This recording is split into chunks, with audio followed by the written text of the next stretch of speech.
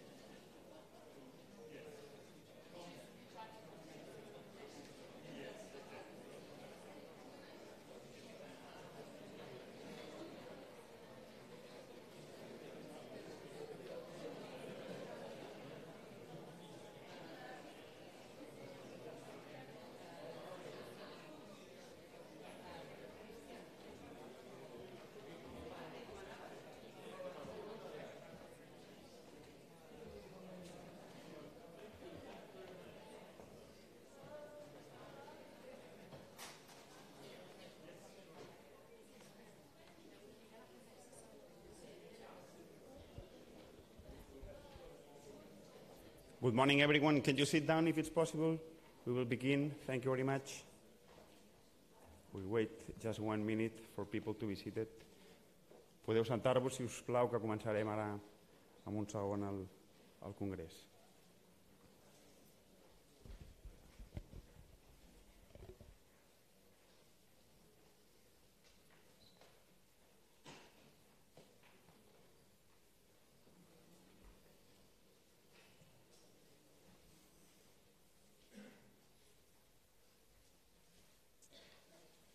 Okay, thank you. Welcome to Barcelona. Benvinguts a Catalonia.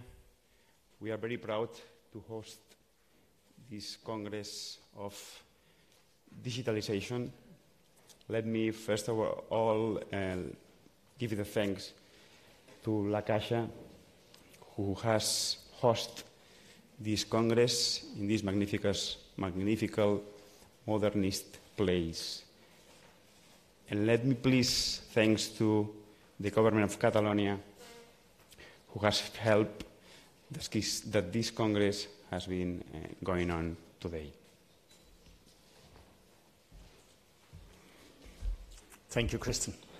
Cristian is board member of EASPD and one of the persons that helped us organizing this event here in Barcelona. Dear guests, dear members of EASPD, dear delegates from all over Europe, dear Minister, dear representative of the Caixa, welcoming and hosting us here. Welcome at this conference. A conference that will focus on tomorrow and the day after tomorrow. How will support services look like in the nearby future? How will we provide employment support to persons with disabilities? How will we organize education for persons with support needs? How will we facilitate living in the community? Will technology help? And how will it help? We have a fascinating program put together. We have top experts on stage and in the audience in the room that will tackle all relevant questions. I wish you, on behalf of EASPD, a wonderful conference, an exciting conference with lots of networking opportunities. Cristian, can you please kick off this conference? Thank you, Luke. Thank you, everyone. Let me begin, please, with some information for you. We have translation, traducción en español, traducció al català, traduction into English. You have your headphones, you can use it. Necesitáis dar una acreditación para que os la devuelvan para poder utilizar los headphones. El wifi és gratuït, és accessible, només us teniu que connectar i posar el vostre nom per la clau. We have a conference app. I think that every one of you has received an email about the APP. But any problem you have, we have someone here. Jeff, where you are? Jeff is right here. Okay. If you have any problem, please ask for Jeff and he will help you in all the APP. You have all the problem in the APP and all the information in the APP. Para los coffee breaks, los haremos fuera, en el exterior, primer piso. Habrán señalizaciones para que lo podáis hacer. Workshop. Teniu tota la informació dels workshops. Dins de la informació hi ha un petit canvi, que és el workshop Session 1, Integrated Care, que canvia l'aula. L'aula serà l'aula número 5. Workshop 1, Session 1, Integration Care. There's a new room. The new room will be number 5. Aquesta tarda tenim el Gala Dinner. Pels que vingueu al Gala Dinner, for the ones who will come to the Gala Dinner, at 6:15, buses will leave from here for the main entrance near the stairs. We'll leave there the buses. I really recommend you to go and to join us to the Gala Dinner because you will enjoy the Catalan architecture, the Catalan culture, and the Catalan gastronomic too. And let's begin. Deixeu-me començar simplement dient que durant l'últim any el 64% de les persones amb discapacitat que van trobar feina ho van fer gràcies a les noves tecnologies.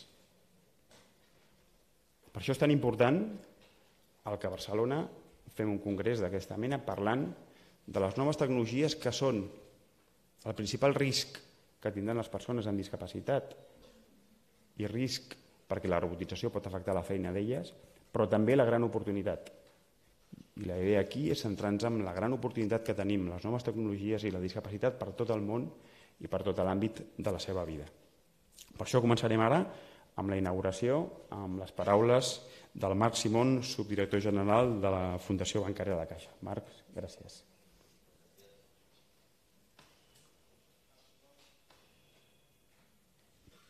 Sí, moltes gràcies. Welcome everybody here to Caixa Forum. Benvinguts a tothom. Molt bon dia. Honorable conseller, president de EASPD, director de Fundació Tutelar de Girona i resta de l'Auditori. Per nosaltres és un plaer albergar una jornada com aquesta, no? I parlant de les persones amb discapacitat, del suport que necessiten i del que podem fer.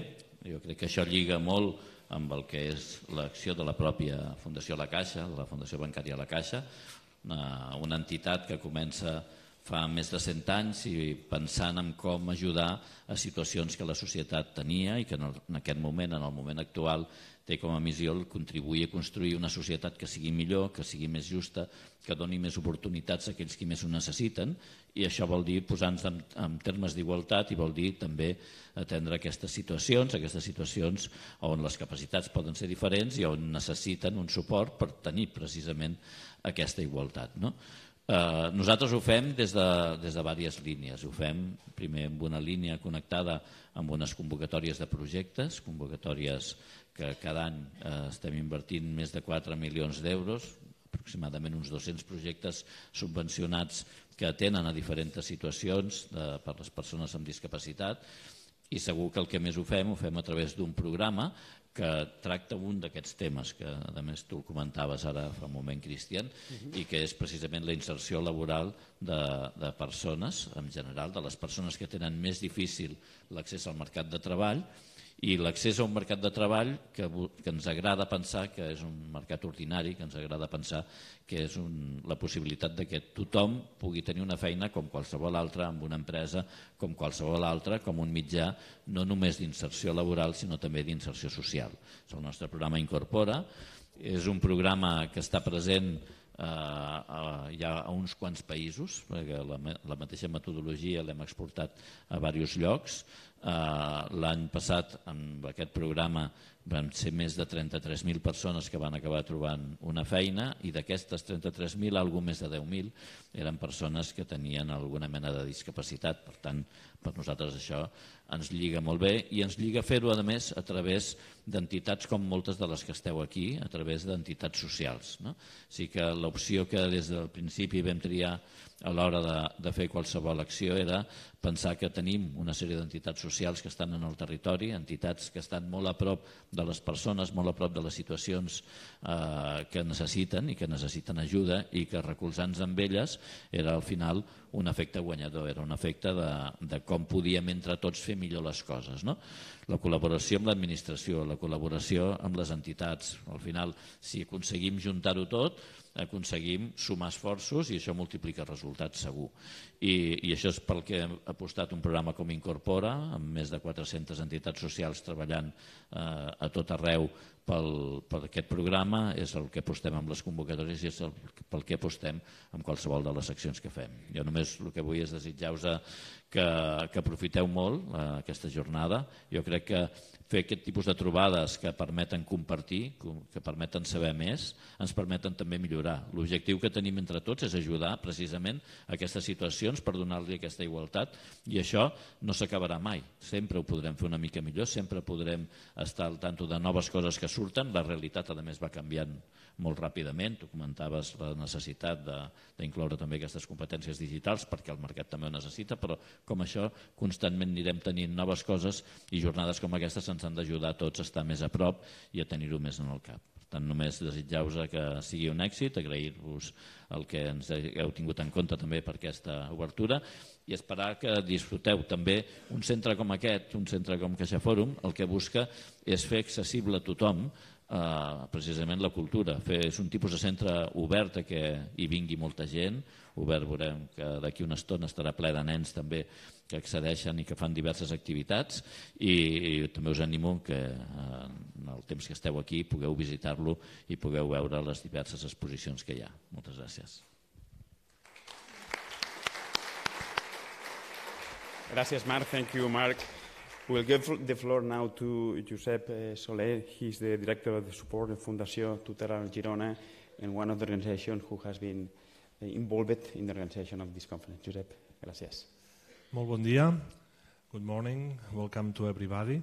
Let me speak in my language. For the first time, and maybe the only opportunity I have to speak in Catalan in front of all my colleagues of EASPD, I will use my language.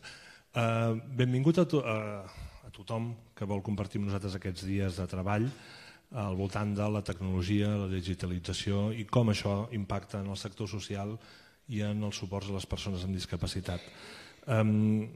Voldríem adreçar un missatge a totes les persones que ens venen de fora, que ens venen de la resta d'Europa, companys amb els que compartim objectius, i m'agradaria demanar-los que aprofitin aquests dies per percebre la realitat del país, de Catalunya, que és una realitat molt viva i molt intensa, que és possible que en els darrers temps hagin percebut només una part d'aquesta realitat, però que és una realitat que va molt més enllà.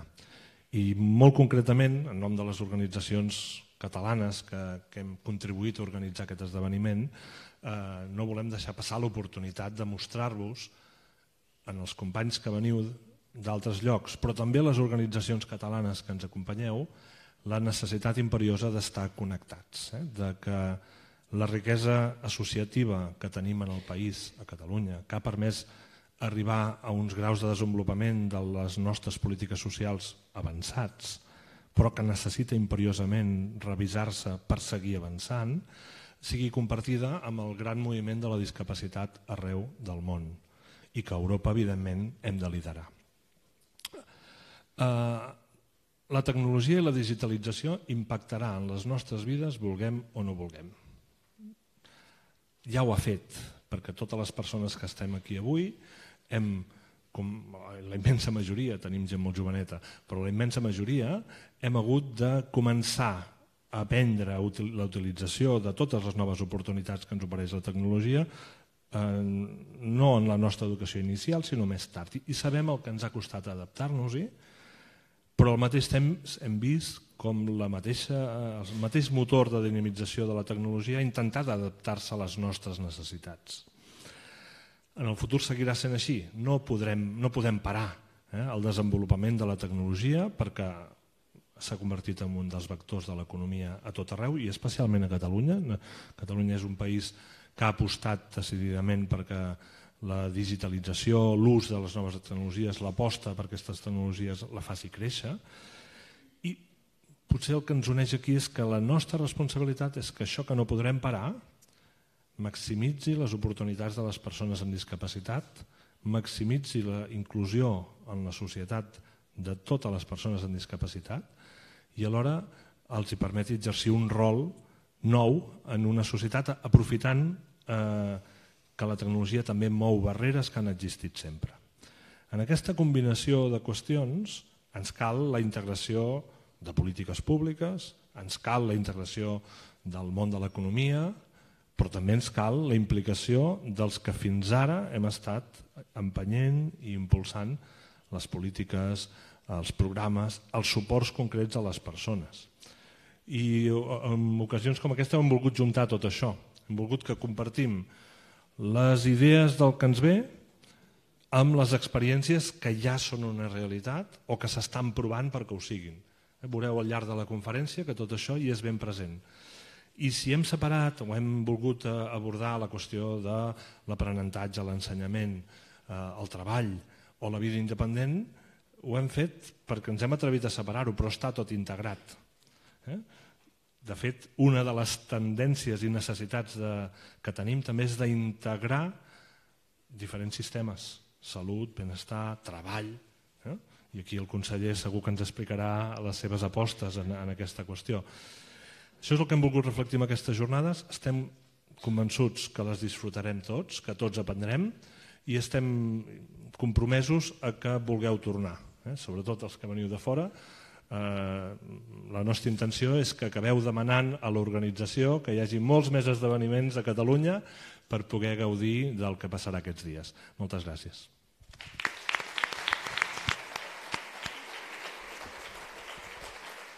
Moltes gràcies, Pep. Acabarem la benvinguda amb unes paraules del nostre conseller de Treball i Afers Socials, Chakir el Homrani. Chakir, gràcies, conseller.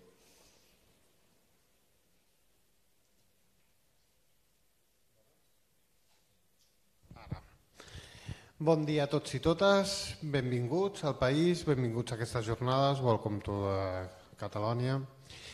Mireu, és un plaer poder-vos saludar, en un espai de reflexió, que són espais absolutament necessaris, en un espai de reflexió cap a un àmbit i respecte a una realitat que cada cop serà més important i que hem de ser capaços d'integrar, i d'integrar tant des del front office com des del back office, que aquí és una de les responsabilitats de les administracions. Nosaltres fa temps que estem treballant en la integració social i sanitària i no podrem parlar d'integració social i sanitària si no hi ha una integració del back office, si no hi ha una veritable integració de sistemes i una veritable integració de totes les polítiques, especialment les preventives en matèria social, des d'una perspectiva única. Ho tenim molt clar. També tenim molt clar que tenim una gran oportunitat. Una oportunitat en la que tenim deures a fer. I és veritat, perquè hi ha models, molts de vostès venen de molts països europeus on s'està avançant més. I nosaltres tenim molt clar que tenim deures pendents i que hem d'avançar més. Però el que sí que tenim ja molt situat i ens permet ser conscients de les nostres fortaleses a l'hora d'abordar-ho és que el que tenim molt clar és que totes les solucions tecnològiques s'han de centrar en dos aspectes claus. S'han de centrar en respondre a les necessitats de les persones en qualsevol dels àmbits, apoderar aquestes persones. No té cap sentit, cap resposta que no sigui aquest apoderament i que no serveixi per acompanyar en el dret a decidir de les persones com abordem totes les nostres situacions, és a dir, a lluitar contra la institucionalització entorn de les necessitats de les persones amb discapacitat, de la gent gran del nostre país, de tots els àmbits. I aquí és on totes les solucions tecnològiques ens han d'ajudar a fugir d'aquesta institucionalització, a donar aquest paper central en el dret a decidir a les persones i el que també és molt més important o igual d'important, en el treball comunitari, perquè no parlem i no donem una resposta bona entorn del dret a decidir a la persona si no està enclavat en un bon treball comunitari, amb un treball comunitari que ens permeti enfortir-nos com a societat. A partir d'aquí tenim molts reptes. Entorn de les persones amb discapacitat, moltíssims. Aquesta adequació que hem de fer a la Convenció pels Drets de les Persones amb Discapacitat de Nacions Unides. Tenim molts reptes on les noves tecnologies el que ens han de servir és aprofundir entorn de la centralitat de la persona, sigui en l'àmbit laboral, sigui en l'àmbit de les seves necessitats socials, sigui també en l'àmbit de treball comunitari. L'aposta està clara. Crec que en l'àmbit social, en general, partim d'una passa enrere de l'àmbit sanitari, entorn de la realitat de les noves tecnologies i de la implementació de la innovació. Però és tan necessari en l'àmbit social com en l'àmbit sanitari i especialment és més necessari des d'un punt de vista preventiu. Tot el que treballem en l'àmbit social de forma preventiva, el que estem fent és un gran benefici a tothom i especialment en l'àmbit de la salut. Crec que això també ho hem de reivindicar. Hem de reivindicar aquest paper que tenim de treball preventiu des de l'àmbit social. Res més, espero que siguin unes jornades profitoses i espero, el que és més important, que sorgeixin idees, projectes que ens serveixin per fer aquesta integració, que ens serveixi per seguir ficant en el centre les persones i donar resposta a aquestes persones des de l'àmbit de les TIC, que és quan té sentit investigar i innovar. Moltes gràcies.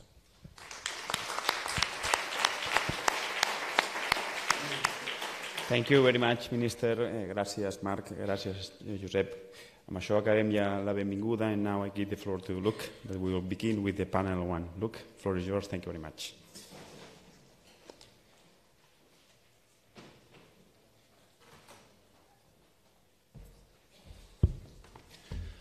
Thank you, Cristian, for putting us on the right tracks. And I would like to thank the Minister for setting the scene in such a correct way. Indeed, technology is about empowerment of people, making people stronger to live the life they want to live. That is exactly what we want to discuss here. So thank you very much for your introduction. Thank you.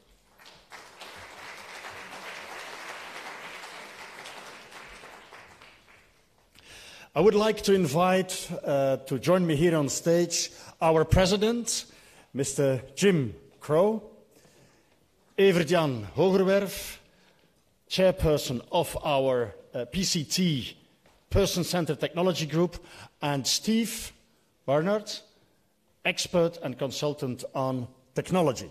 Steve, please join us here on stage.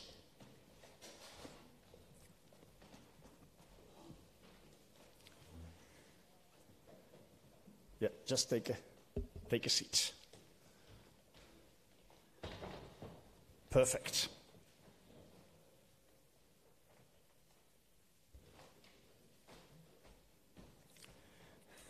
Okay. Jim, dear President, happy to be here in Barcelona? Not yet. That's like technology. Is it working? No. It will work pretty soon. Now it is. Oh, yes. now it is. Okay, good. Bon Jim, dia. happy being here in Barcelona.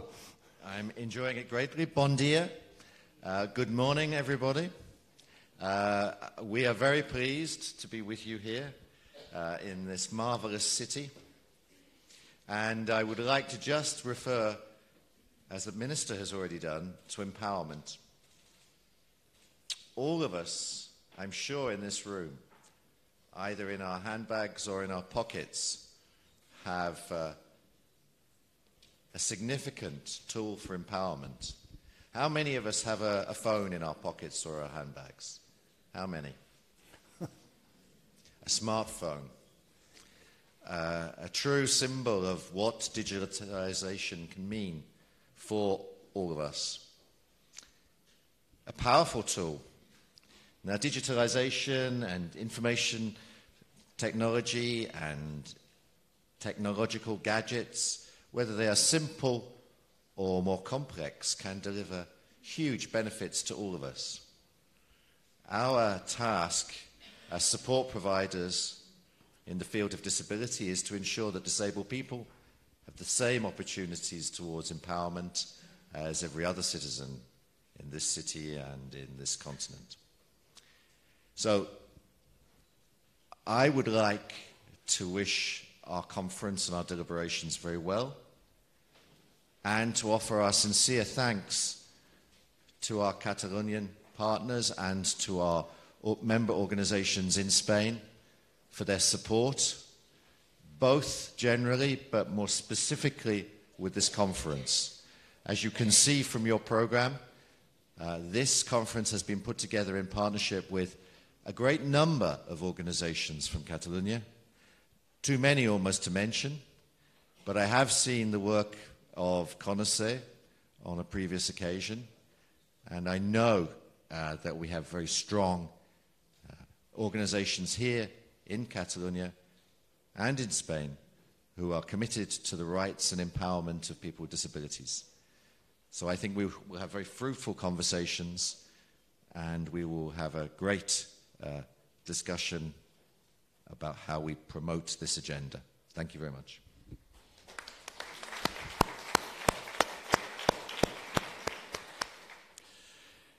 Jim, before handing over to our first keynote speaker, what is your key element for yourself as president of EASPD to consider this conference as being successful on Friday evening when we are done with the work here?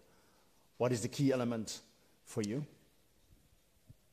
I think that I would like to go away from this conference on Friday having learned more about how digitalization can help us to provide a better service to the organizations that we work for.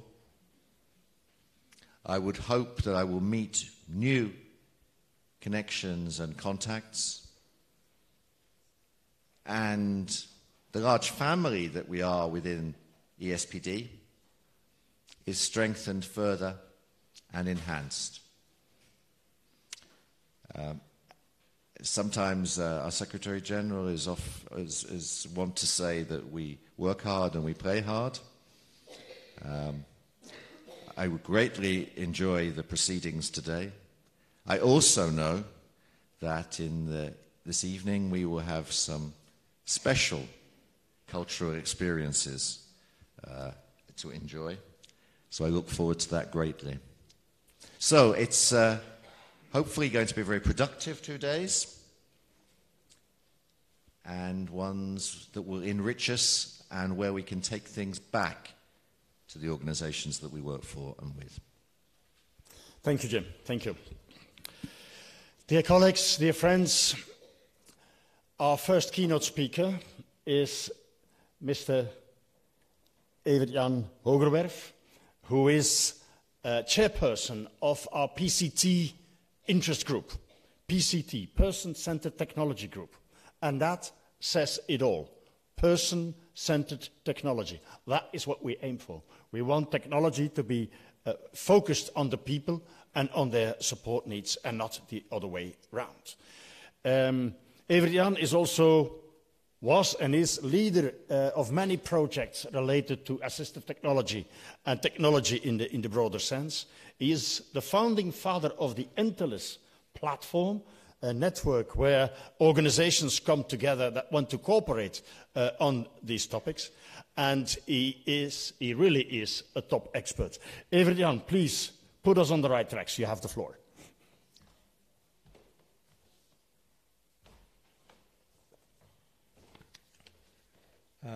Thank you, Luc, for the introduction. It's a bit too much of the good, but anyway. Dear ladies and gentlemen, friends, colleagues, I'm very delighted and honored to be able to speak to you here today and to introduce to a certain extent, the conference topics to you. So I've tried to focus in my presentation and touching a bit on all the issues that will come up during this conference. And I also here to launch some messages. As mentioned, well, it's not been mentioned because I work for an organization in Italy which is called AIAS Bologna. And that is an organization who is strong in service delivery around assistive technology. We do that in the area of Bologna, where on a daily basis we support people in making choices about technology and how technology can empower them and lead to more fulfilled lives. And we do that with a multidisciplinary team. So that's a little bit about my background. I will tell you a little bit more about it later as an example.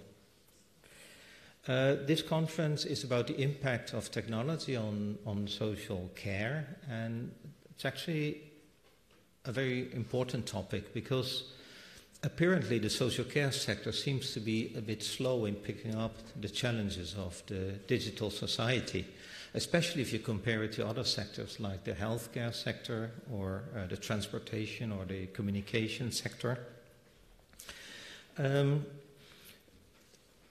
Already now, but especially in the future, technologies will not only be in the environment around us, but will also be very likely in our bodies, in our clothes, and all the objects that we use in daily life. And that means that it will change the way, sorry, I forgot to move forward with my slides, that will change the way we act, we interact, and we work, we learn. We will communicate differently, and all that actually is already going on. As a sector, we will be able to deliver services remotely, where and when needed, and this will also have an impact on the costs, allowing health and social care systems that are very much challenged by the rising demand of care, mainly due to the aging process, but not only, to keep those systems sustainable. This involves also that organizations will be able to retrieve and analyze personal data coming from wearable and non-wearable sensors and from everyday objects in our environments that are connected to the internet. It will allow us to monitor the conditions of people and thus also putting them in safety or helping them to stay safer, and this will allow for more independent living, for people living as independently as possible. The PROACT project that is present at this conference is actually, and which sees EASPD as a consortium member, is already exploring this kind of technologies, and you're welcome to visit the table where there's information about that project and to attend the network event tonight at 5 o'clock. Of course, there are many issues to address as well. The main ones being related to privacy, data protection, the ownership and the control over data, ethics, but also the changing composition of the workforce needing to develop new skills or picking up new skills. And of course, the need to very carefully manage change in organizations, because this whole process is radically going to change the way we work. And that is not easy to implement it in your organization. Probably the social care is more sensitive to this kind of topics than other sectors, the ones I mentioned before, basically because we're working with people. It's about leaving no one behind in our sector. And many of us are afraid of the dehumanization of care that might be involved, of robots taking over from human carers, or video control over lives of people, 24 hours. But at the same time, we cannot ignore these developments. We have to learn more about them, we have to study them, we have to try them out, we have to implement them, and we have to define especially what is acceptable and what is not acceptable. And we have to have our voices heard in the political arena and in the policy-making field. I give for granted that we all agree on the fact that the social care sector has or should move away from a traditional model based on merely assisting persons to a model that enhances the potential of people with disabilities and their inclusion and participation in the community and in society as a whole. I will therefore focus, and I suppose most of the speakers will do that, and the initial panel already did that, on the empowering role of technology and on the conditions for service providers to pick up that challenge and to enhance the deployment of person-centered technology for the best interest of their service users and the care ecosystems that are involved, and not for the interest of someone else. This also explains the preference of EASPD to talk about person-centered technology. Not addressing the technological challenge would be a pity, because it has been said before, technology can help persons with disabilities, just like anyone else, to be empowered, to have easier, more fulfilled lives, more productive lives. And actually it can help people with disabilities to overcome those barriers that in every life disable them. As we all know, people are disabled in their environment, but also by their environment, or especially by their environment. And technology-based assistive solutions, together with interventions on the environment and on products and services, making these accessible or designed for all right from the start, can enable people to live like anyone else. But there's much more. Technology-based intervention in social care is not only a matter of promoting equity or creating equal opportunities or fulfilling rights. It's also about giving people wings. It's about learning how to fly together, and sometimes seeing people flying away, which is good. It's about unlocking human potential. It's about giving people freedom, a voice, choice, new perspective, helps them to make plans for the future, to be successful in education, in work, and in living as independently as possible.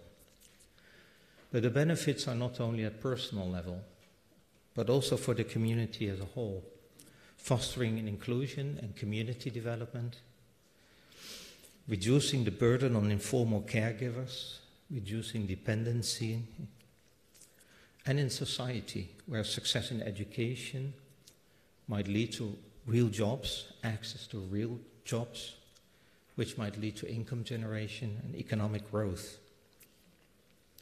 Technology-enabled participation of people with disabilities can also take the shape of them being involved in the development of new technology, becoming producers and consumers of services and goods that will boost new economic sectors and increase the overall volume of the economy. The need to involve people with disabilities also as researchers in the development of alternative and innovative solutions needs to be highlighted. They can highly contribute to the development of new paradigms in the interaction between human beings and technology. And we've seen so many examples of that in the past. Now, why all those opportunities are not fully captured yet? There's undoubtedly progression, and more people with disabilities are very skilled technology users. They have access, they manage to reduce the gap thanks to the technology, but nevertheless, not everybody's in that condition, and more could and should be done. So the question is, what are the barriers at different levels that slow down that progress of person-centered technology? There are technology-related barriers, although these are no longer the main ones, at least not for, or with the exception maybe for the people with more complex needs.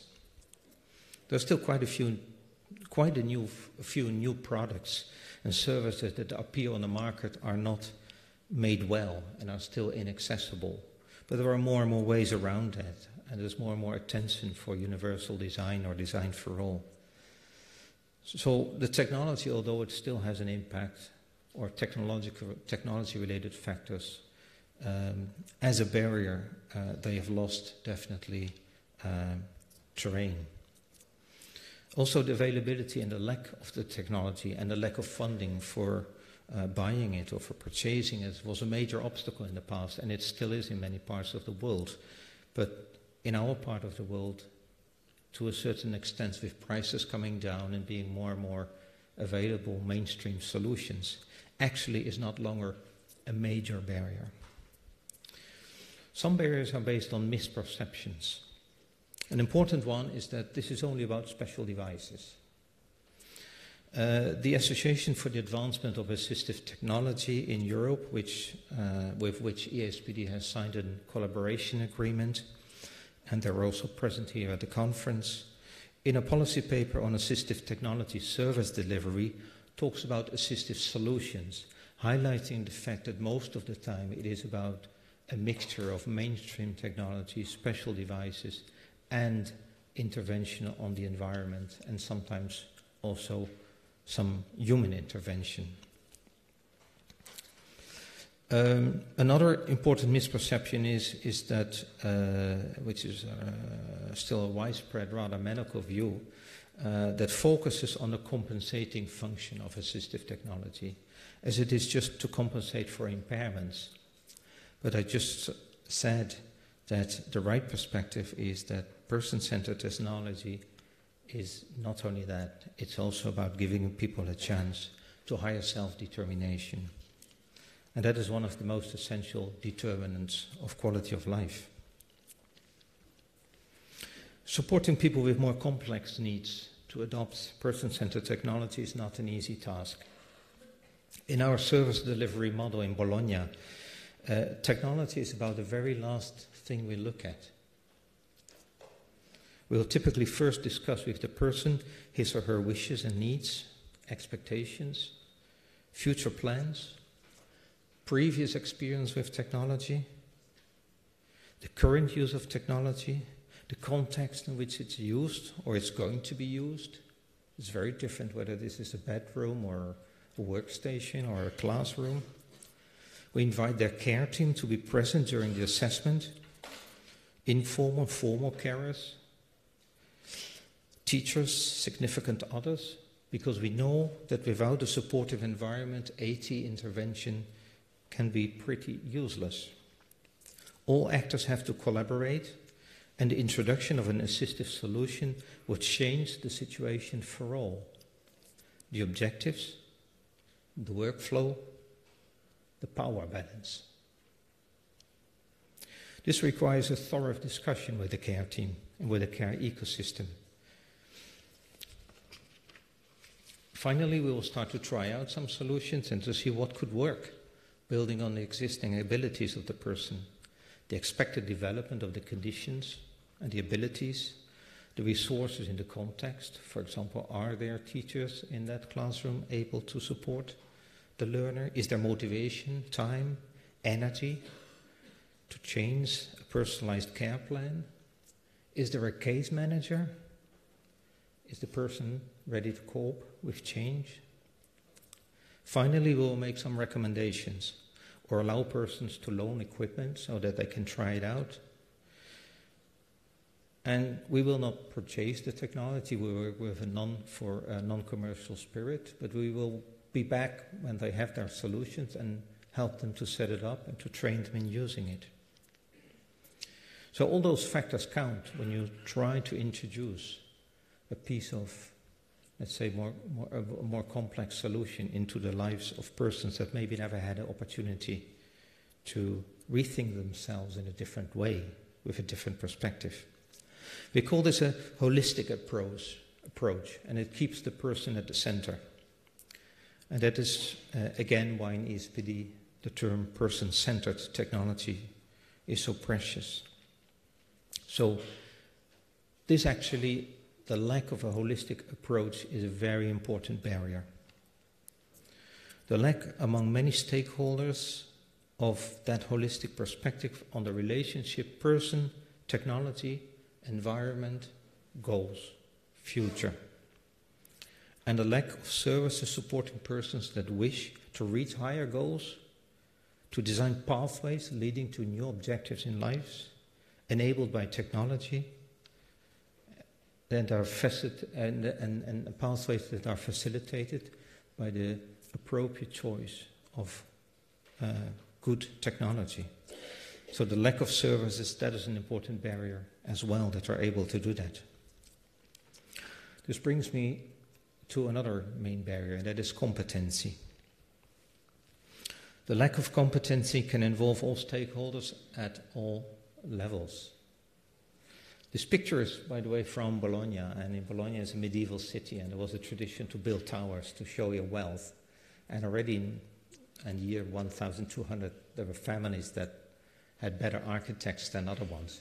So some of the families had to stop that race and to top off their tower because the risk of crumbling down was too high. So lack of competency is of all ages. And in this field, it can involve all stakeholders at all levels. The Encelis network, of which EASPD is a founding member, focuses on the digital skills of persons with disabilities. The more skills they have, the better the technology will work for them. It's quite easy.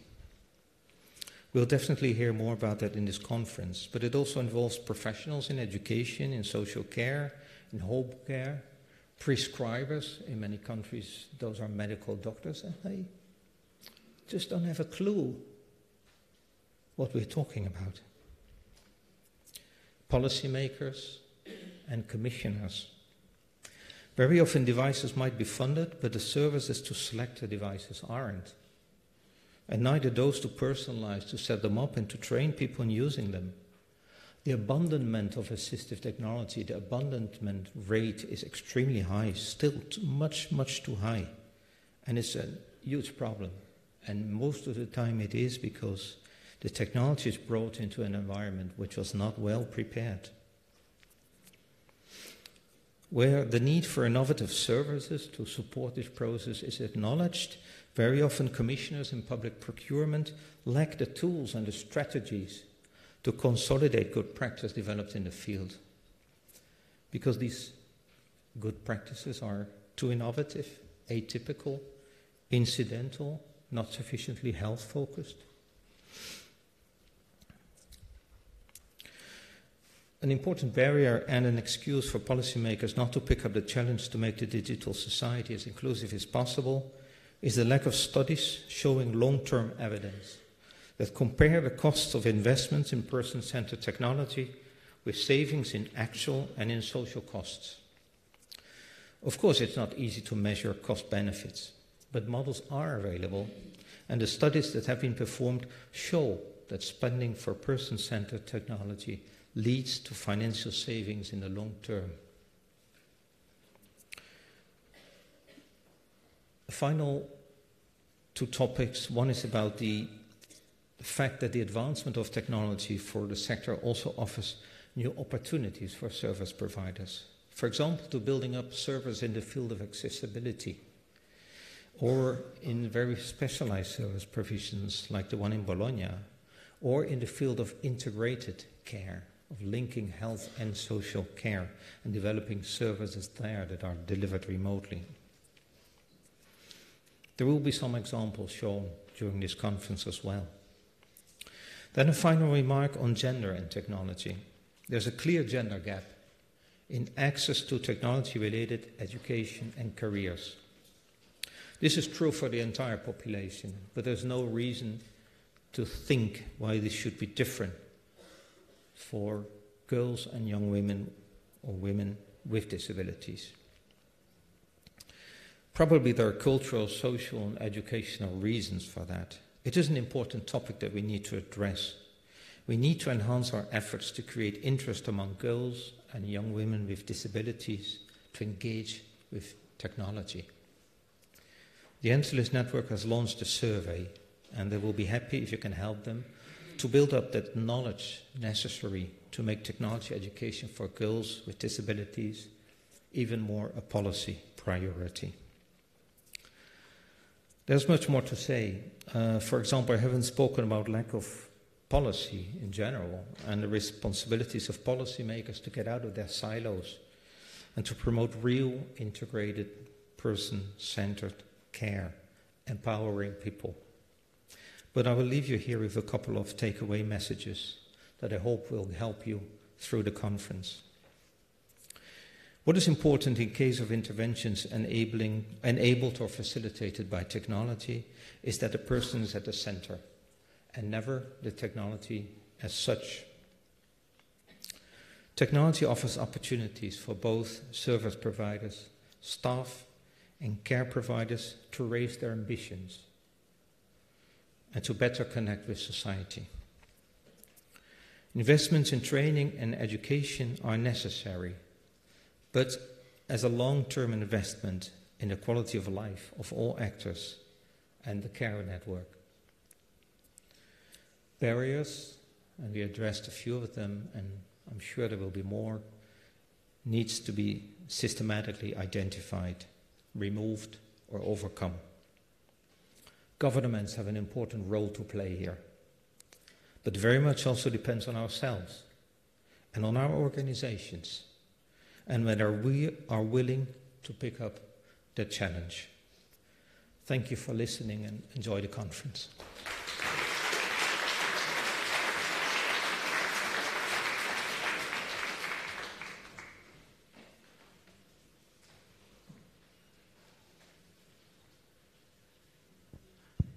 Thank you, Evert-Jan, for your very clear and inspiring presentation. There will be time for question and answers after the second speaker, but from my side, I have a sort of a first question for you. There are many directors of services here that struggle with picking up this new technology and using it in their services. According to you, what are the 2-3 key steps they should make as soon as possible to be able to pick up and to fully enjoy and benefit from the technology that is available? Well, being here is, of course, already a very good first step. That's okay. Okay, good. The second one is coming to the session after lunch, where we'll talk about more about the barriers and to see how some organizations have addressed some of those barriers. But to answer to your question, I think it's very important that you have persons in your organizations that really drive this. So you need champions. You need people that, I don't know, for whatever reason, whether this is because of their professional background or because of their personal interest in technology, or whether they really pick up a leadership role in this. Of course, it's important that the entire staff is made aware that if that the persons that start to use service users that start to use technology, that the technology is very important for them, so that it requires attention and support and maintenance and whatever. But if you don't have those driving people in your organization, or maybe a project, try to get into a consortium which is working on a project on person-centered technology, a lifelong learning project, or a Erasmus Plus project. Those kind of initiatives very often help organizations to make a start with it more systematically, because there's always, if you look around, there's always something going on in your organization, and you have to identify what are the seeds that can be used and become plans and then invade the whole organization. Thank you. And of course, we'll come back to that question, and that refers back to what our president said, what Jim said. We hope that at the end of this conference, indeed, the sector is empowered and is better equipped to deal with the challenges and to fully benefit from the opportunities offered through and by technology. Our second speaker is Steve Barnard. Steve is expert on technology and disability. He worked in the UK and is now an independent expert. And Steve is a bit the mastermind of our PCT group. He is a sort of a walking library on his own, collecting a lot of information and injecting all the time creative ideas into our PCT group. You don't have to run away yet, Steve. Steve will make the connection between technology and UN Convention, and that is indeed where you always put the focus on. Technology is about people, it is about empowering, it is about implementing the UN Convention. And there is something specific about Steve. He has something with showers. Steve, you have the floor. Thank you, Luke. Some of it's about the convention, some of it's not. But before I start, as I always do at these conferences, can I apologise for Brexit? It wasn't my fault. Secondly, my son supports Tottenham Hotspur, and for those of you who were watching football last night, they lost to Barcelona. And thirdly, my apologies to Leva, who's over there. I was sitting eating in the middle of Barcelona last night. This woman came up and cuddled me, and I was in such a shock I don't think I responded properly, so my apologies. In the programme, I'm down as being with HFT, which I'm not anymore, but I have been in social care for something like 45 years. I'm currently working for Liverpool Health, trying to see how we can integrate health and social care. There's a joke. Now, let's start. How do I run that, please, people at the back? If I click, I'll go to the next slide. Can you run the... It's not there, is it? It's there. Can you run it? Thank you. This is Ian's new super disco shower. Before we had this installed, we used to have quite a lot of fights, didn't we? Yes. Because you don't like showering very much, do you? And what was your reaction every time we used to come and say, Ian, you gonna have a shower? No, I'm not going to. Not going to? No, that was and you would slam doors and you would shout. And what happens is that he goes into the shower, switches the water on, the water hits the sensor, we start some music going. Once the music starts, all these lights start flashing. He really enjoys it now that he looks forward to going to have a shower because he's got all this going on. And the biggest problem that we have at the moment is getting him out of the shower. So it hasn't made a big difference there. Sometimes the staff ask me to use my shower. And I was like, no way. They've got their own shower downstairs. But you got a super duper one. Yeah. That gentleman, Ian, was about to lose his job because basically he didn't like washing. The issue wasn't to have a shower, it was, do you want to keep your job? If you want to keep your job, here's a way of having a shower. That was filmed about 10 years ago.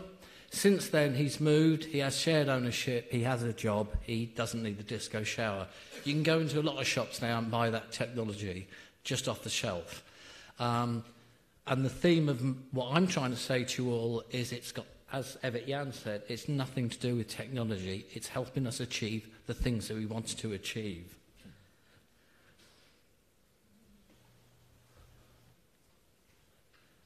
Some key terms.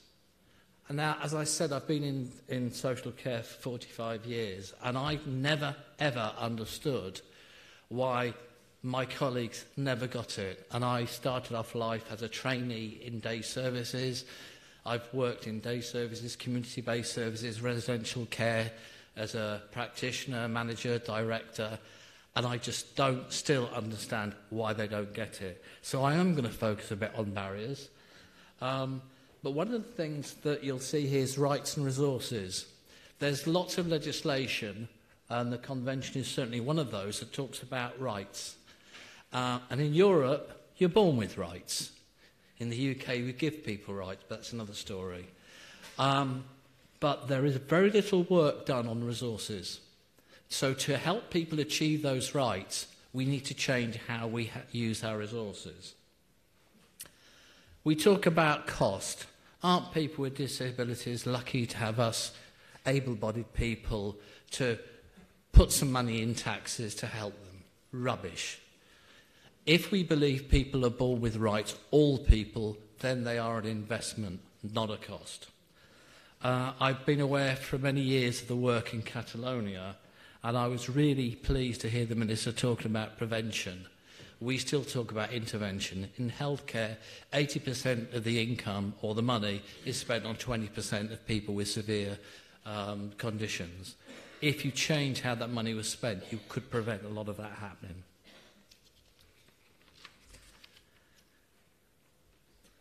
So, when I started out in this wonderful world of social care, we used Maslow's hierarchy of needs.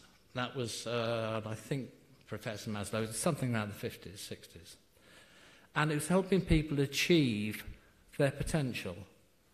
What's changed? If a member of staff said, I'm not switching on the lights in this house because I don't do anything with technology, I'm not running water because that's not my job, I'm not going to put the gas on because, hey, I don't do that, you'd sack them.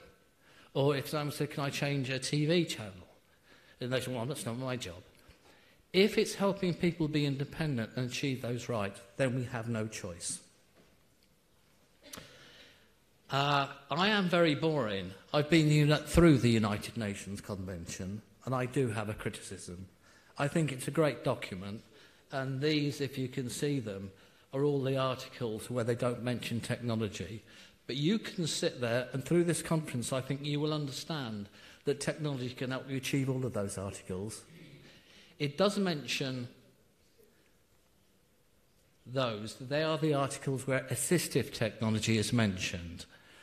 But it doesn't say how. It says, yes, you should do this, but what teeth does a convention actually have in helping people achieve those rights?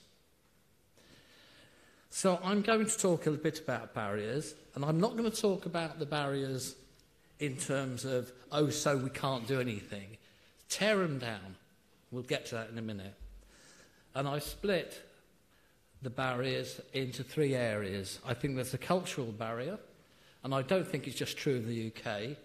I think there's a systemic barrier that I think Catalonia are trying to deal with, and places like Estonia are trying to deal with it. And there's, as Evert-Jan was mentioned, there's the technology itself.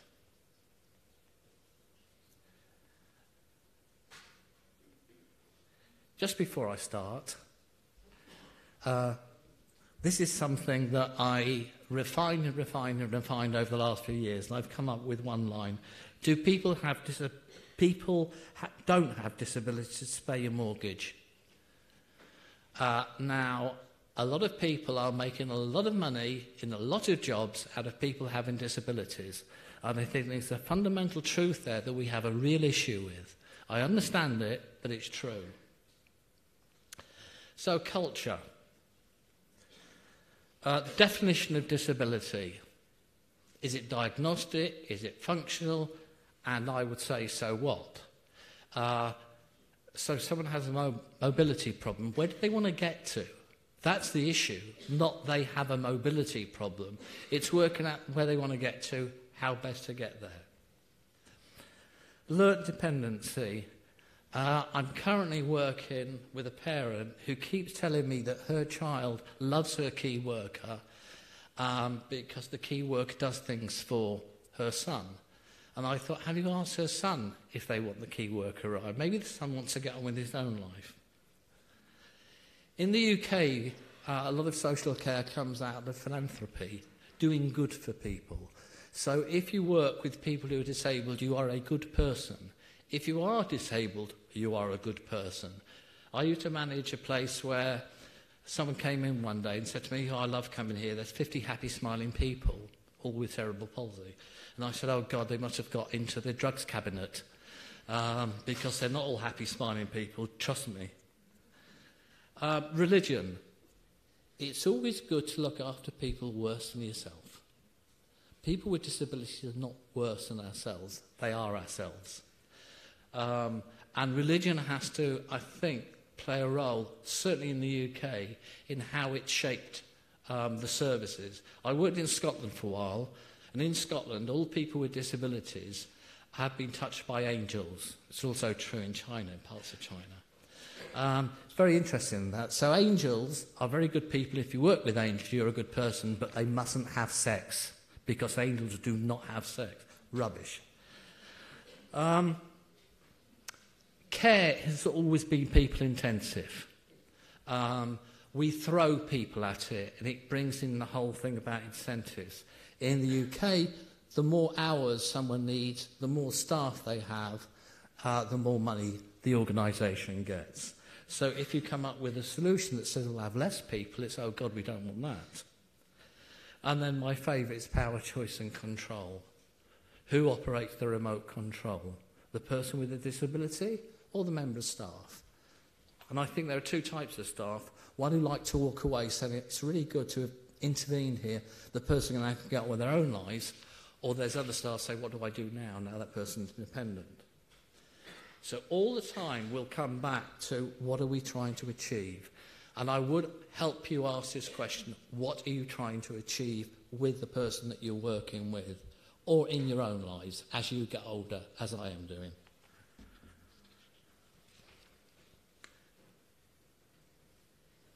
That's quite interesting.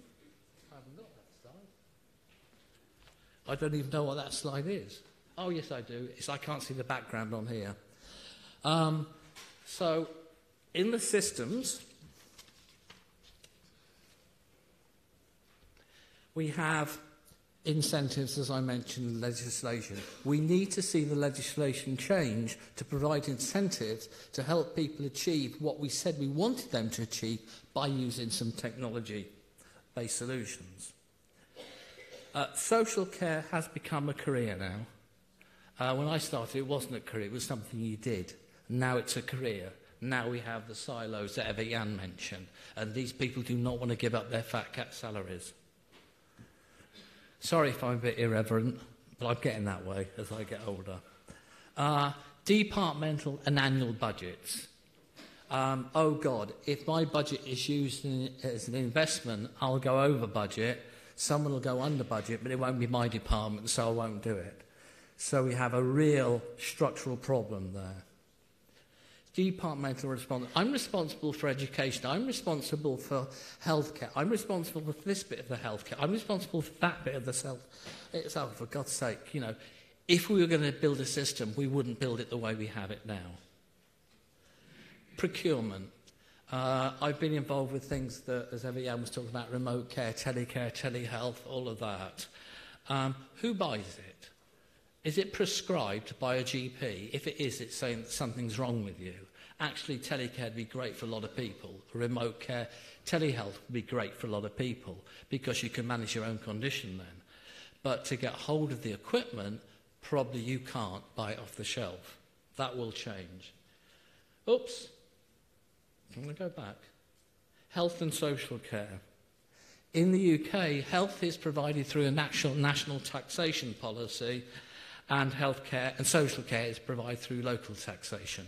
Got a real problem. How the hell will they ever integrate? Come back again, what are we trying to achieve?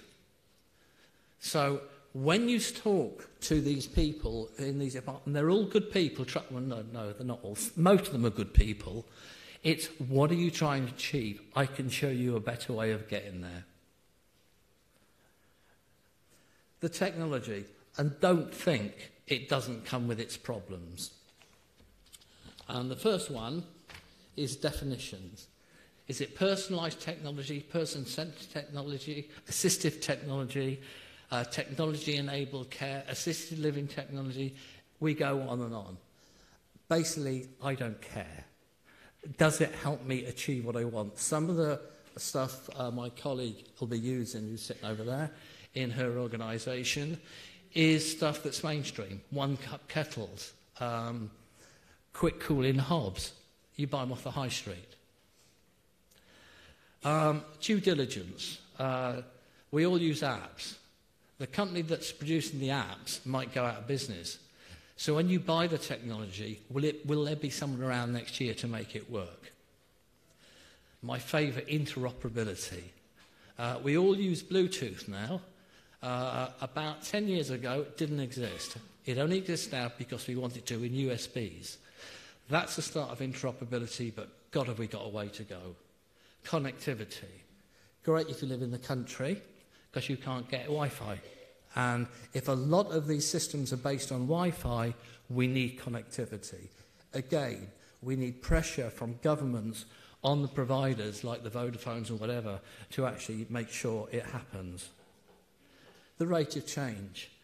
By the time, I mean, we saw with the disco shower, by the time all that stuff was in, it was out of date. It doesn't matter, it still does the job.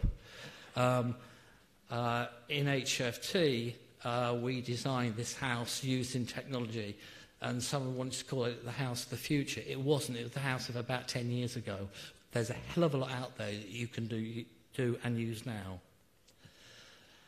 Design. There's Klaus Miesenberger here somewhere who talks about this.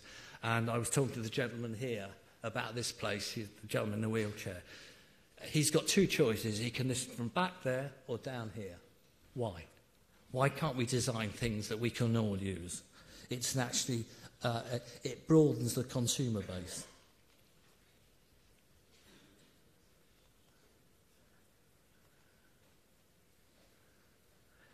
So here's different sorts of technology. You could have remote care. So you talk to your GP via video conferencing. Need to be a secure line, all of that. You can take your own readings, because you can do that. You know, like, I'm sure some people here take their blood pressures and whatever. And then you can tell the doctor, it saves you going to see him. Although where I live, they love going to the doctors. It's a social meeting point. And there's a range of different technologies. Again, I won't go into them. Hopefully a lot of them will come up through this conference. But there is an awful lot of stuff. Yes, it goes wrong now and then. It doesn't always work. But then members of staff I used to work with used to go sick. Or they weren't very good at their jobs, some of them. So the more you can put someone in control of their own destiny, they might make the wrong choices. They're allowed to do that. I won't go through all of these. I mean, they are different technologies. Mainstream, as I said. I ran an IT department for a while as well, for about 10 years. That was fascinating. When I started, IT was part of the solution. Now they're part of the problem. You know, all the GDPR, the data protection. And I worked out a fundamental truth. One, they were all about 10 years old. That I liked the technology when it worked. They liked it when it didn't work because they could mend it.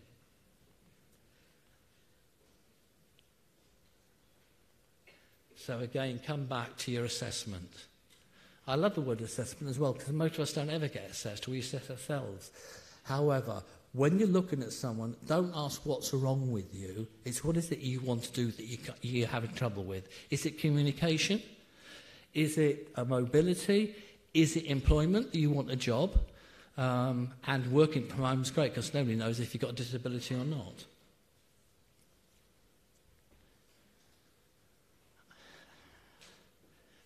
Whoever thought this would happen, can you run the video, please? Eventually.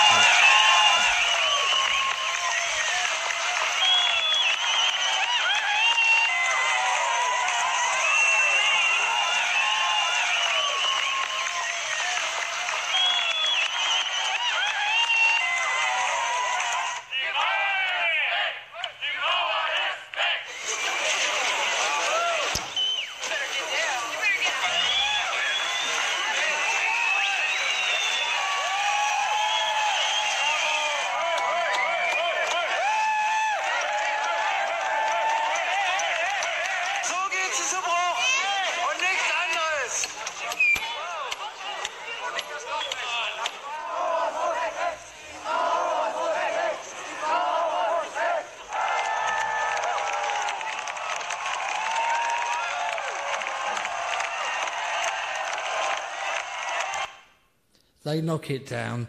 We in the UK build up a game called Brexit. However, you will hear about a lot of different solutions. If it works for you, find a way of making it work for you and don't let the barriers stop you. And have a really good conference, and thank you for having me, and thank you very much.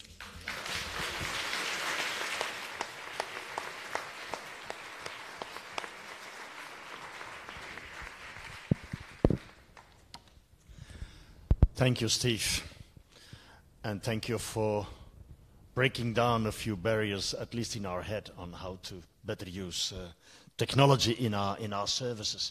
Before opening up to the audience, so if you're interested in asking a few questions or making a few points, please be prepared, and I hope that there are microphones in the room. Steve, before I open for the audience, same question to you. There are many managers in this room. 2, 3 first steps to bridge the gap, because there is a sort of a gap. We have this digital divide.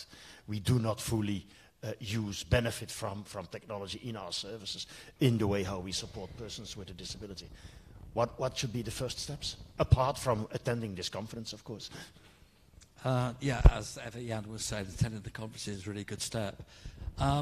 Evert-Jan also mentioned, I think, champions. I'm currently involved, again with my colleague over there, with developing training, which you've both seen, in assisted living technology. I think the more staff you can get aware of the technology and the types of technology, so they're not frightened to ring someone and ask, the better. So if you're a manager of service, don't be frightened to say, I don't know. I don't know how I can do this. So you check your assessments. Do they actually focus on the individual and what the individual wants to do and where they need support? And then find ways of achieving that using technology. It's not rocket science. That is so reassuring. But when I say to my young staff, I don't understand the technology, they start making jokes about me. Just sack them, get some other staff. Okay. Good. Good. Okay, let's see whether we have a few questions or remarks from the floor.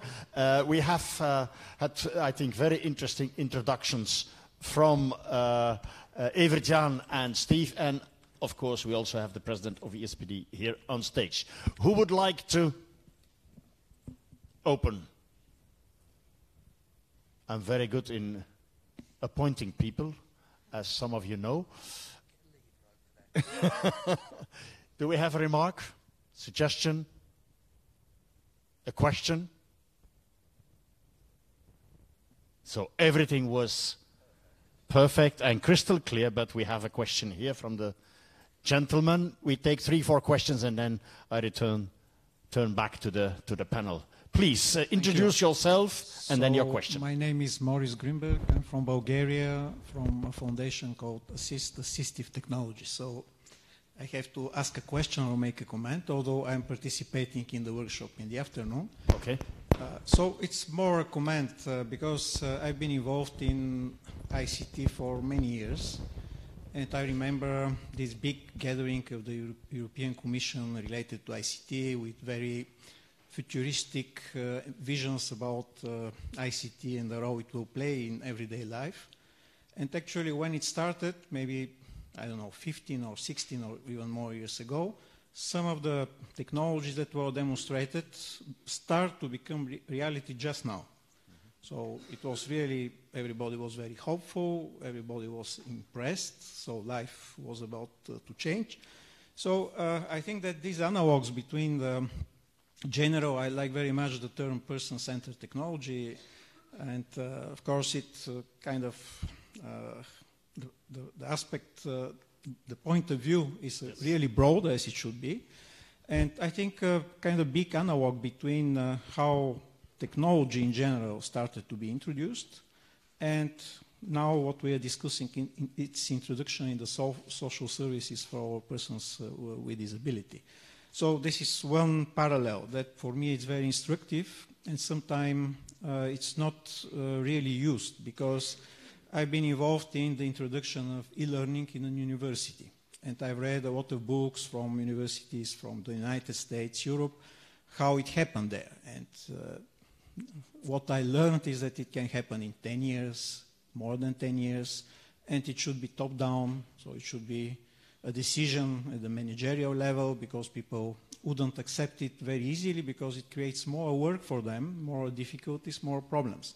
And so I would like to ask for comments about it because we faced it, our experience from Bulgaria is that when you offer technology, your expectation as a professional in the field is that they will be very, very enthusiastic because it offers huge opportunities. Yeah. But actually, people look at it as a source of additional work, additional need for qualification, which of course is opposed by salaries that are not huge, on the contrary. How to convince professional staff to use it, how to implement. That is your okay, thank you.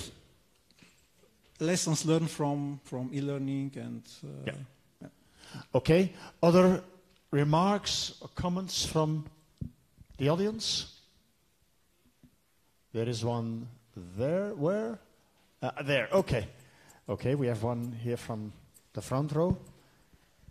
Please introduce yourself and then the question. Hello, thank you. I'm Thomas Bignell from the Federation of European Social Employers, and I have a question to both speakers.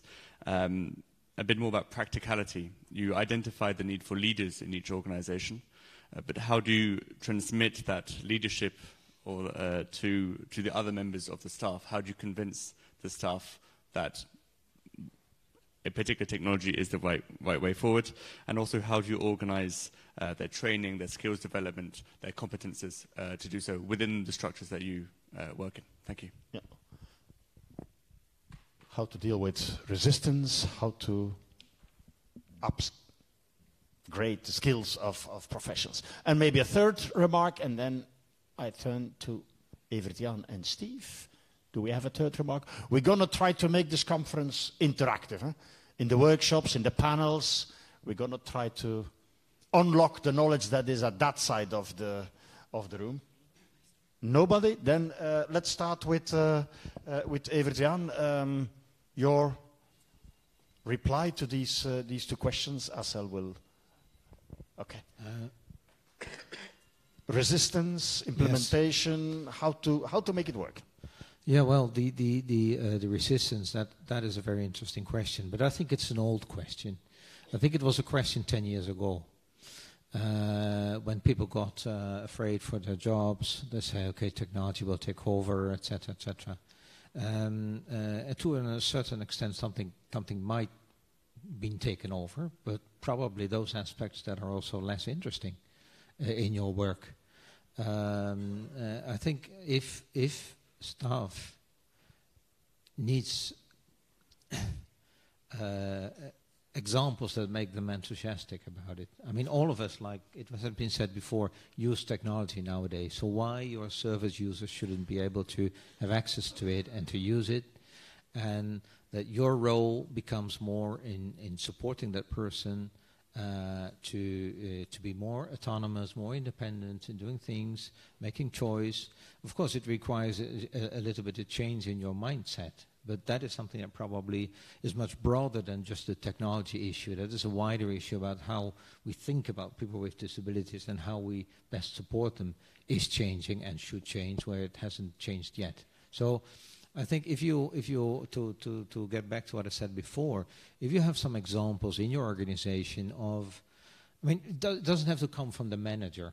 You know, this is not really something that you can force upon people. But if you identify in a bottom-up approach people in your organization, whether this is maybe the youngest staff member that just came in and whatever, and you just risk to start by working with your users with technology, giving them opportunities to do that, then I'm sure that those examples, if they are successful, and if they're not successful, you can try it differently again, then will become drivers of change. But again, I think it's not something that you have to impose from management level, but that you have to stimulate as a good manager in social care, whatever are embryonic experiences, and then everybody will come aboard because it's too powerful. Yeah, that was one of the key points of your presentation, of your introduction.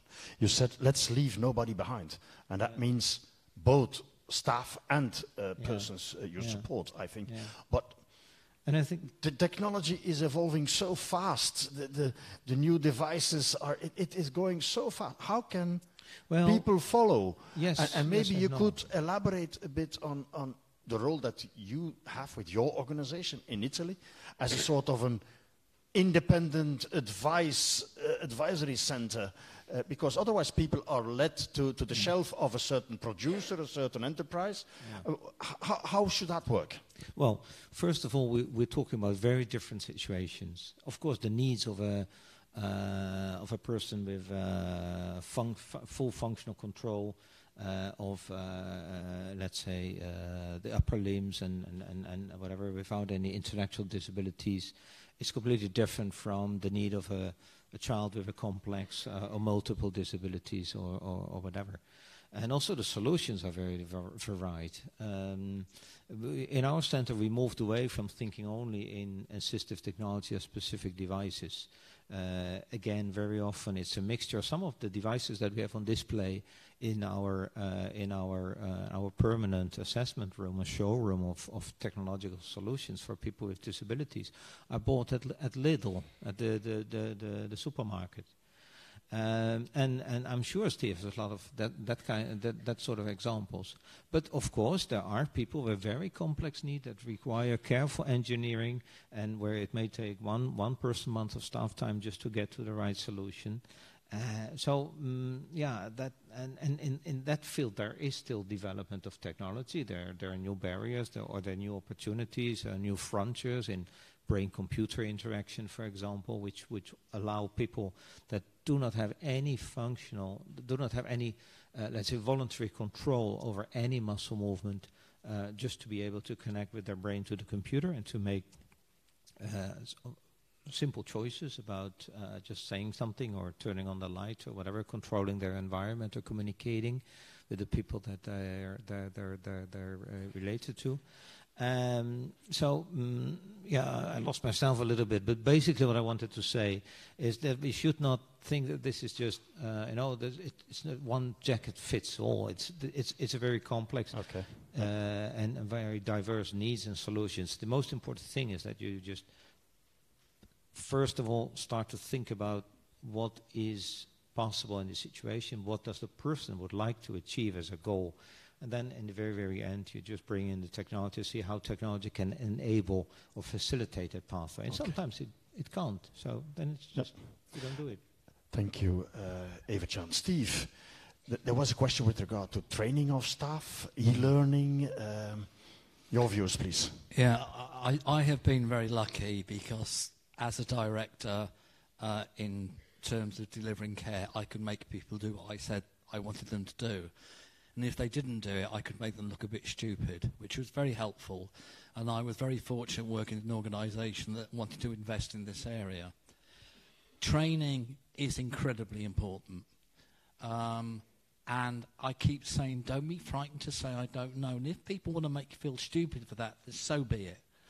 I remember I worked when I was doing training 50 years ago, at a school or a place for kids, and one of the children was bent double because when she kicked off, as I explained, they would put her into a cupboard, the nuns who ran the place, and everybody thought that was awful. Actually, they had very few nuns, a lot of people with quite high-level needs, and they had no medication. In 50 years' time, people will look back at what we're talking about now and saying, really? They thought that about people with disabilities? So the training is very important. The need to learn and understand is very important, and incentives. So in a period of austerity, you say to the governments of the day and the departments, we can do this better and save you money. Actually, we'll achieve more. Coming to East European countries, I think they can leapfrog the West because they can build an infrastructure that actually gives people what they need using the rights and an investment in resources to achieve those rights. Where in the West, I think there's an element of being stuck. Thank you, Steve. With this opening session, we wanted to set the scene, to bring up all the elements we should look at and discuss. Jim, did we miss something so far? I know. Did we miss something? No, I just thought I had another remark, really. I think that there is a risk for us over the next 2 days that we, despite our best intentions, we still consider assistive technology to be a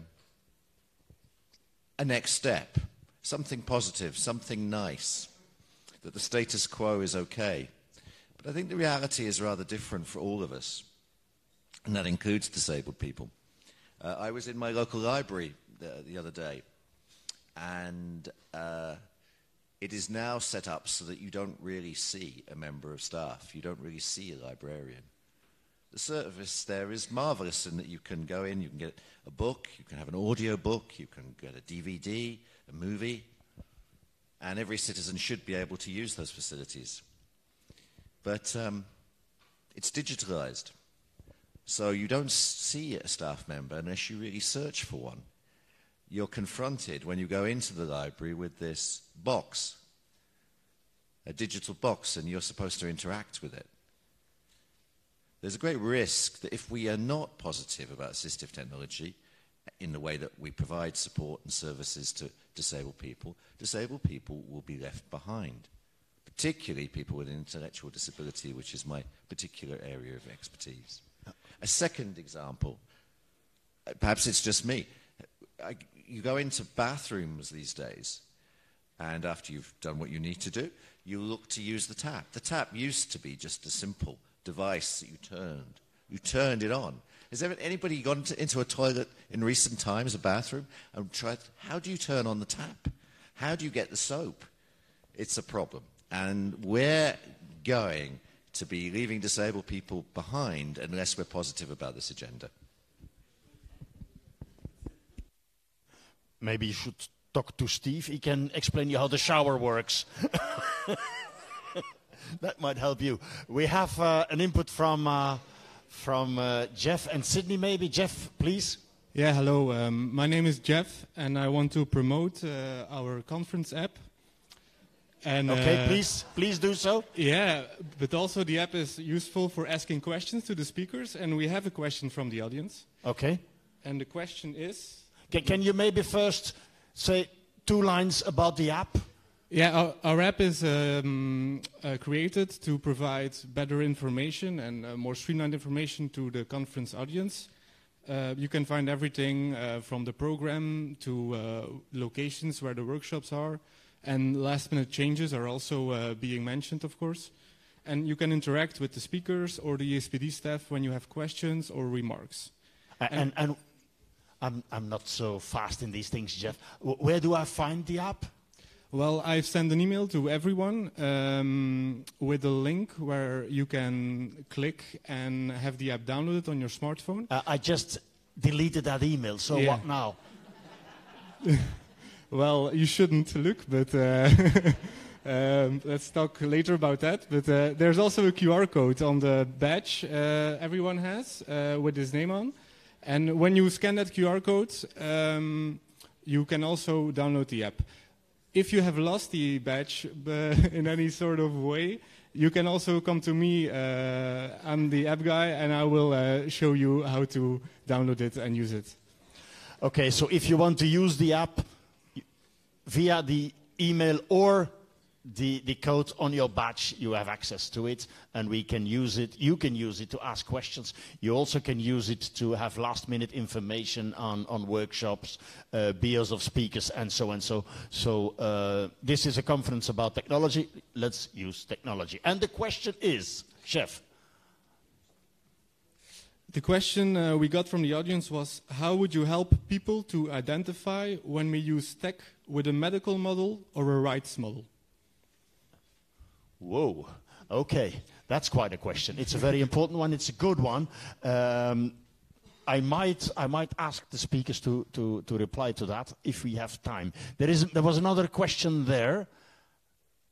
Yeah, can we have a microphone there, please? It's okay to move fast, Sydney. Okay. Yeah, please introduce yourself. Hi. Hello to all. I'm Radoš from the company called Social Skills Animation, which is producing the assistive technology to support the learning of children with autism. So my question for Steve and Jan is, what would be your advice how to scale up the use of the new technology and reach out to new organizations and people?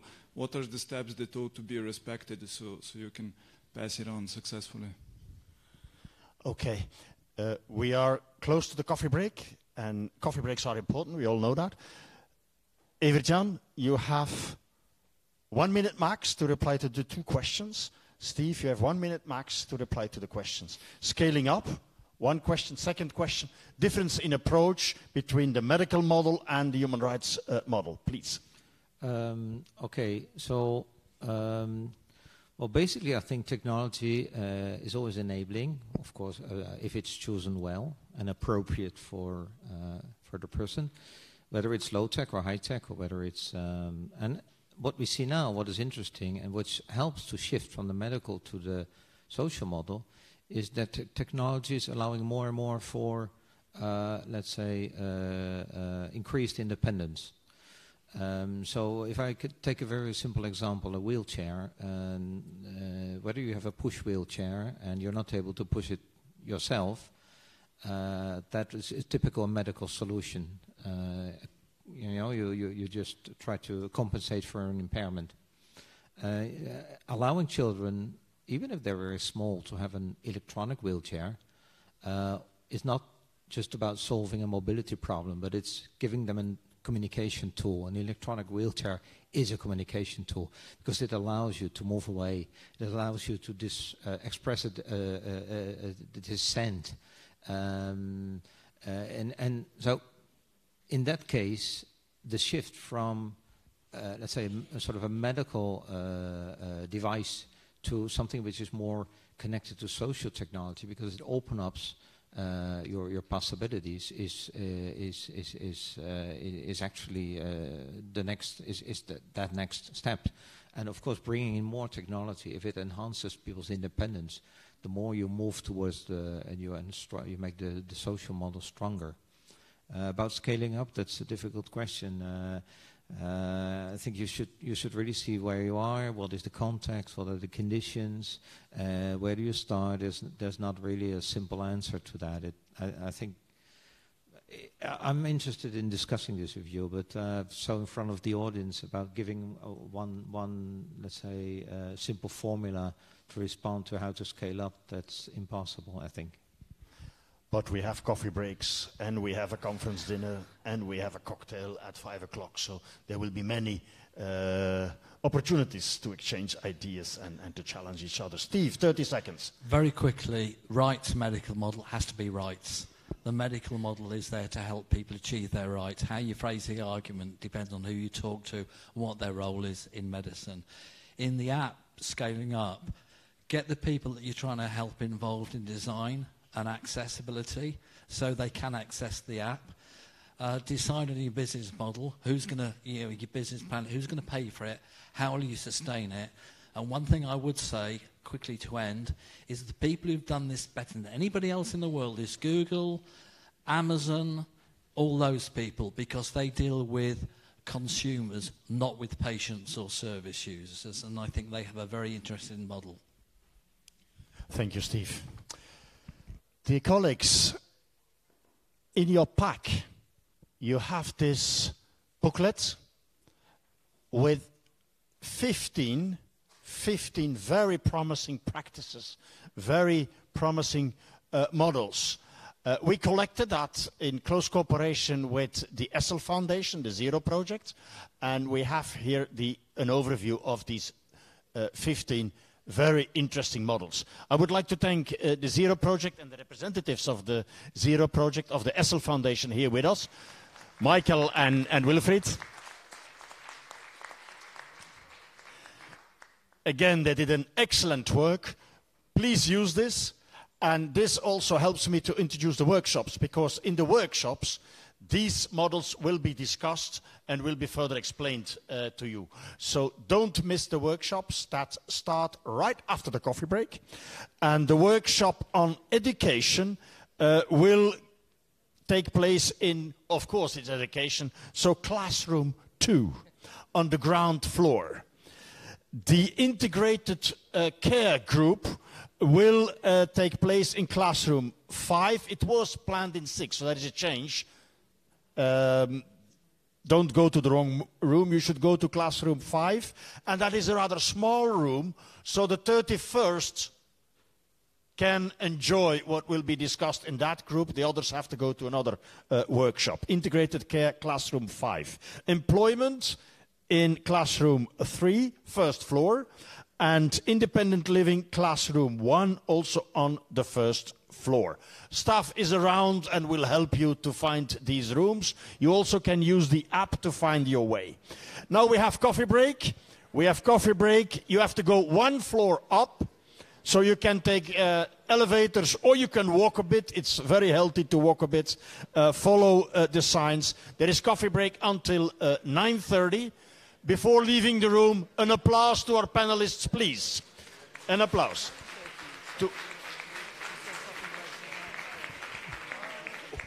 Coffee break to 11:30. Okay, sorry, I made a little mistake. Enjoy the conference.